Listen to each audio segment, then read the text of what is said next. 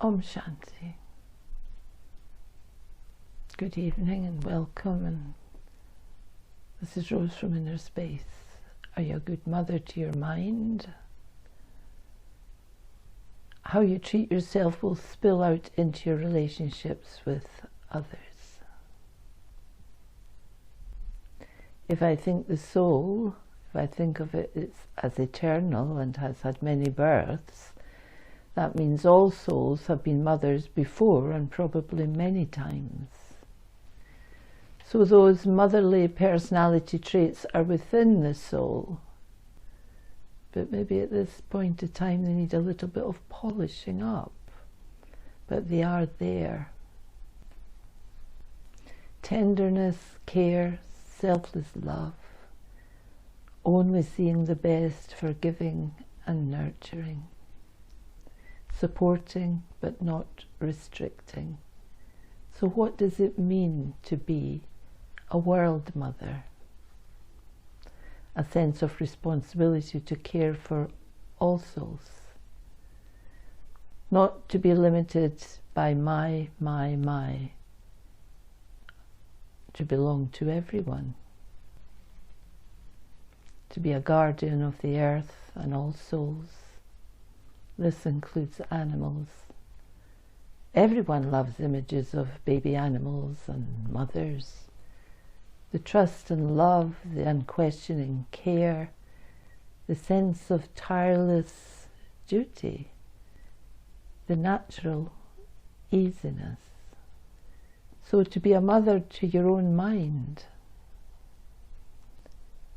extend that loving vision to others. So it starts with the self, and then I can extend to others. Send your love out into the world. And don't be stuck in this small world of my.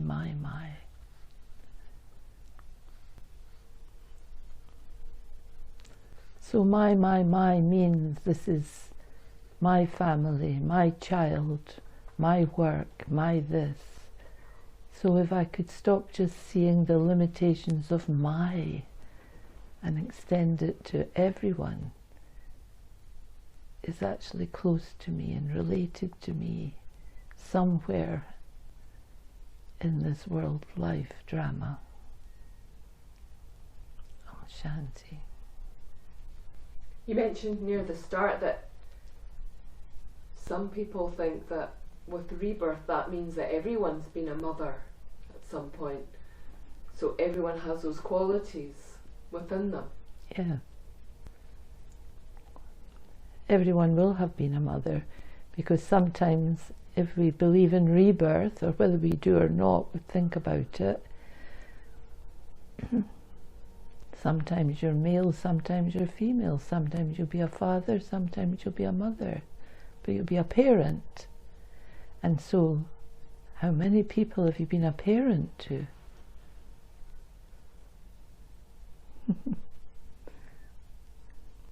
That's something to think about. And where are they? And so what happened to them? How many times did they have children who are now also related to you? And how many times have the children had children who are now also related to you? So you don't know who you're talking to. You don't know who you're meeting. And it was just beautiful to hear that list of things like selflessness and nurturing, loving, supporting, but not restricting. Why is it so challenging to access those qualities in myself constantly and always to keep them to the front? Because I think they sound wonderful. Why is it so difficult to do this? Because we get caught up in all the complications of today. Yeah, we get caught up in the world of today, which certainly is different from that. And when we get caught up in complications, we forget the selflessness and the kindness and the helpfulness and the love. We forget that. when I practice meditation, it encourages me to remember that these qualities are in us, deep, real, strong, and given a little encouragement, they come to the surface. So do you actually practice sort of dialogues in your head, speaking to yourself in a motherly way, or is it more just an attitude that you develop? What's your process of returning to that lovely, lovely state of being a mother to the mind? Well, I have to say I do a mixture of all of that. I do look at my attitudes to see that I'm having as best an attitude as I can. And I do talk to myself inside through the practice of meditation. But I also, there's times when I practice having a motherly attitude, because people need, you can't have that loving attitude. Actually, a motherly attitude's safe. You can't go around being romantically loving to people, they take it the wrong way. But you can be a mother. A mother is a safe position to take. You can be loving as a mother. A mother can tell you off. A mother can straighten you up. A mother can praise you. A mother can hug you. A mother can love you. And there's nothing uncomfortable about any of that. A mother's a beautiful thing to practice. A parent. And you said that in today's world the qualities and the wonderful things are maybe not so visible, and also you mentioned being straightened out or told off. And then that makes me think about approval and how much we can seek the approval. So how do I approve of myself? If we talk about mothering my own mind, how can I learn to approve or accept my own self? Well, I would say that if you're listening to this, that says a lot about you. And if you're practicing meditation at all, it says even more about you. And if you put these two or even one of them there in their position, it says that you definitely have incredibly good qualities in you. And so if you keep thinking like that, you'll begin to uncover in yourself the lovely qualities that are in you. And then the practice of meditation can firm that up, and if you're lucky, you'll be inspired to bring these to the surface, start to believe that you have these qualities in you, and put them out into the world, and it will change the way you interact with others. You'll see them with much more appreciation, and you'll learn to stop yourself from saying or doing anything that you know would have upset you. So you don't want to upset anyone else. You want to be tender-hearted. And could you help me to understand a bit more this sort of unlimited way of thinking about not being stuck in a small world of my, but to be, like you mentioned the phrase, a world mother. What does it mean to be a world mother? That responsibility, not just for the person next to me, but for the world. The whole world. Well, I think if you're starting to practice this, it's not difficult, because from almost day one I tried so hard to know how it fitted together, and I would send my good wishes out to the entire world as best I could, even if at that time I didn't have that many good wishes for myself. But I did everything I could to be sincere in my energy and think of to send good wishes. How could I do this? How could I send these into the world? And I used to see the world and send these vibrations in 4 different directions so that the whole world would feel good vibrations.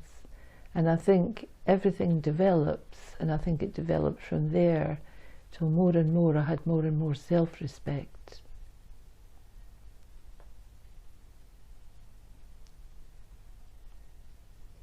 I've heard you say sometimes that one of the reasons that you do get up early every morning is that you feel that responsibility to the world, that it's as if souls are waiting for their peace, for their love. Yeah. And so if the people who do that regularly don't do it so regularly, then it's like there's a gap. Well, I think I used to feel it's like a job in a way, and if I don't do it, they will feel, it's almost like, where's my chocolate biscuit? Where's that energy? Where's that good feeling? I'm not feeling it today. And even you've never met them, but you don't know when you met them and when you'll meet them again. And that's what you call creating good karma, actually, because in your future you don't know who you'll meet, and you'll have laid a foundation for a very good relationship. So it's worth thinking about. So tenderness, care, why are we so defensive? It's like there's so many brick walls that people have become so hard. Well, we defend ourselves to stop ourselves getting hurt, and we've unfortunately or fortunately developed the habit that the defence is always there now. It's to the front. In a second we meet a strange person who hasn't even said a word to us, and our defence is up waiting till we check them out. And if anyone says anything even that we don't understand, we're defending. So it's difficult for us to take on board the good part, because we're too busy trying to defend from anything that might come. And so I need to know myself and forget what others are going to, whether I can trust them or not trust them. I need to start to trust myself and go beyond that, actually. Go to a place where I'm going to keep giving good vibrations, whether they're going to insult me or whether they're harsh. I'm not going to be like that.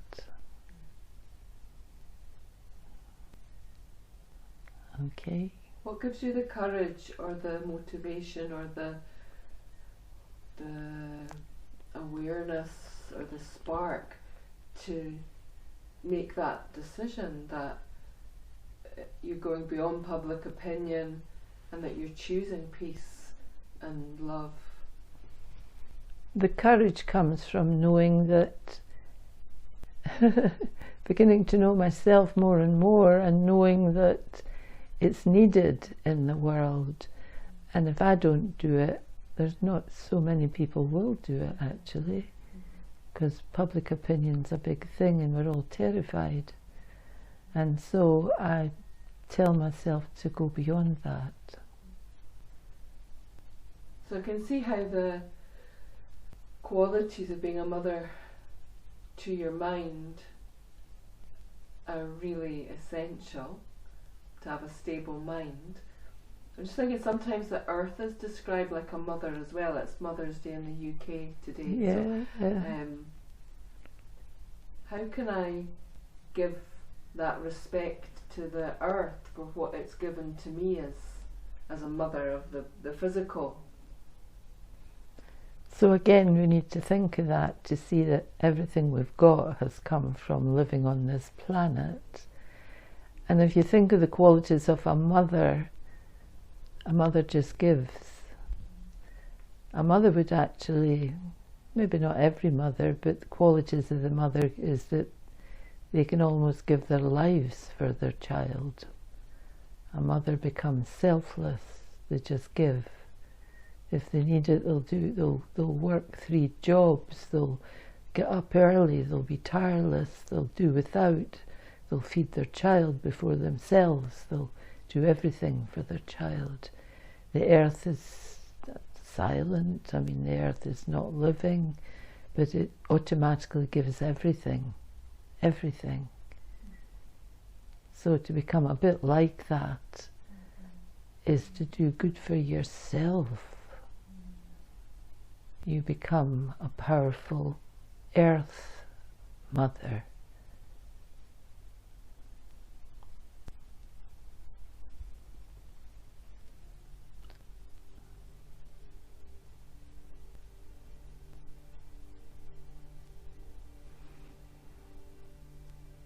Om Shanti.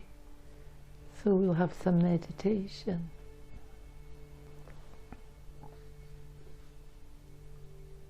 So focusing with eyes open, this is very important. Eyes open brings back my peace because I focus on the one above. And through open eyes, I can fill my mind with vibrations of peace, and other thoughts don't find it so easy to enter my mind.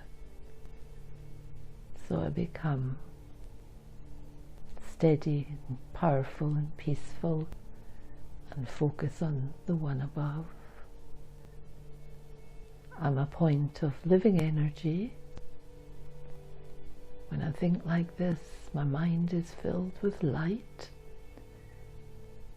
and other thoughts find it difficult to intrude into this space of peace, because my mind is filled with light and peace and feelings of good wishes. And if I focus also on the one above, there's power and strength, and that power and strength gives me the strength to be the spiritual mother. And from the spiritual mother I can be the world mother, the earth mother.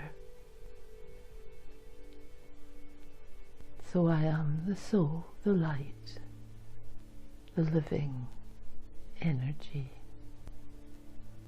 I am light.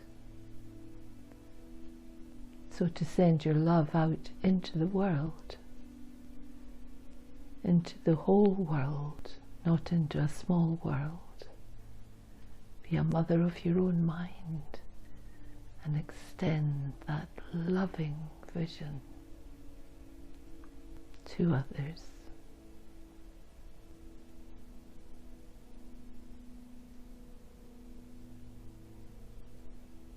It's a sense of tireless duty and natural easiness. Be your own mother to your own mind.